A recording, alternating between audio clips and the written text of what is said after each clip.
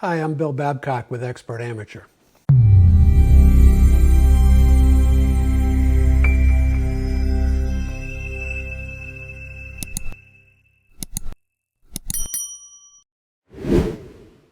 So the thing I've been working on is a broad project that's aimed at dealing with the common issues that everybody has, making your house a little more fire safe.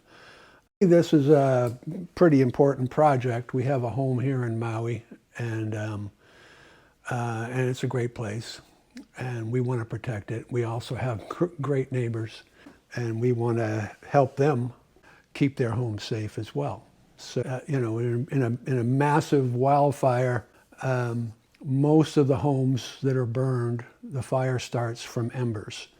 And so making your home resistant to being burned down by flying embers is an important thing to do. So, we're working on that element and showing people how to manage that. We're dealing with a lot of other experts. I'm not an expert on this, but I've been doing a lot of research and talking to a lot of people, government agencies, fire departments. As important as dealing with vegetation and things that can catch fire around your home are, I'd like to take the protection a step further. There have been numerous accounts of homes that were saved in wildfire areas. So putting a pump in their pool, using fire hoses to protect their home. That's not a particularly safe thing to do. Refusing to be evacuated actually puts your entire neighborhood at risk to some degree, because resources that might be used to fight fire in your neighborhood would be diverted to try and rescue somebody who hasn't evacuated. It's certainly a possibility. So what I'm looking for is something a lot more automated, but that will be very reliable. And that means solar powered by battery, backup battery solar. And quite a lot of the information is available on our blog site, which is expertamateur.com. But quite a lot of it is also being changed. So take a look there. I've got about 4 or 5 posts on the blog about what we're up to. Not as concrete information yet as one would hope, because we're finding some things that are not practical, so we're making changes, and all that stuff will be in the blog. But we'll be making videos on every aspect. Each of those blog posts that winds up being revised and brought up to date will eventually be accompanied by a video. I'm using the blog as a dumping ground, basically, a place to put my ideas and information about how I'm doing what I'm doing, links to resources, things of that nature. So I think it'll be valuable, although, a lot more people will see the videos than visit the blog, but we'll see. So that's what we're building.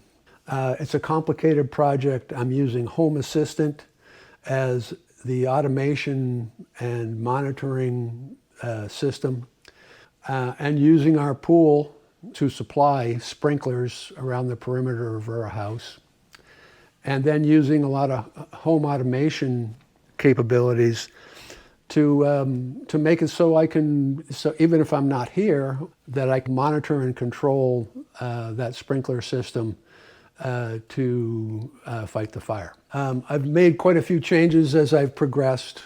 One of the things about taking on a big project is you start learning a lot.